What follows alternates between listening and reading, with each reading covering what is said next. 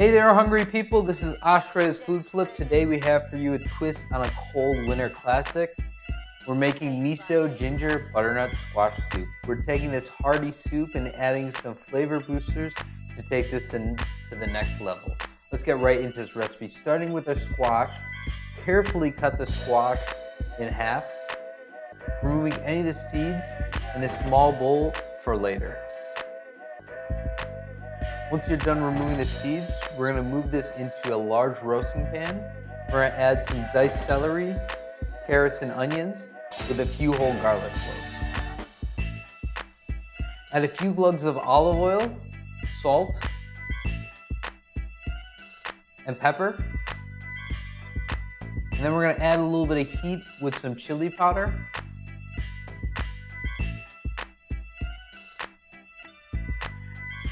And about a tablespoon of turmeric. Mix all these flavors in well together. And then we're going to put this in a preheated 400 Fahrenheit degree oven for about an hour, or until you can take a knife and pierce your squash and it comes out clean. In another cast iron skillet, add the leftover seeds and top them simply with some olive oil and salt, and pop those in the same oven for about 20 minutes or until they're nice and toasty. This makes a nice topping onto the soup, or even just as a nice snack. After about an hour, you're going to see that the roasting pan is done and you can cut the squash with a knife. We're going to let that cool completely and then take the flesh out of the butternut squash. Once you're done with that, we're going to make a brown butter mixture to add to our soup, starting with some butter and a splash of oil. Once that is brown, we're going to add some ginger and a couple tablespoons of miso paste.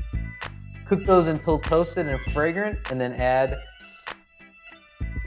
a good bunch of sage leaves. And cook that for just 30 seconds before adding all of our roasted vegetables. To this mixture, we're going to add 1 spoon of honey to really bring out the sweetness of the butternut squash from this dish and to balance some of the other flavors out. And then we're going to add about 6 cups of water and some vegetable bouillon.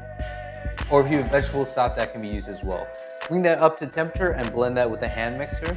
Now I took this one step further off screen where I ran it through a fine mesh strainer. This is a completely optional step, but gives you a much silkier finish. Top that with some chili powder, the toasted seeds you had before, and a dollop of creme fraiche or sour cream, and then a few fresh chives. And enjoy the miso ginger butternut squash soup. For the recipe and measurement, go to foodflip.com or click the link below. Don't forget to like and subscribe. Let us know what you think and what you want us to cook next. And remember, stay hungry, and I'll see you guys on the flip side.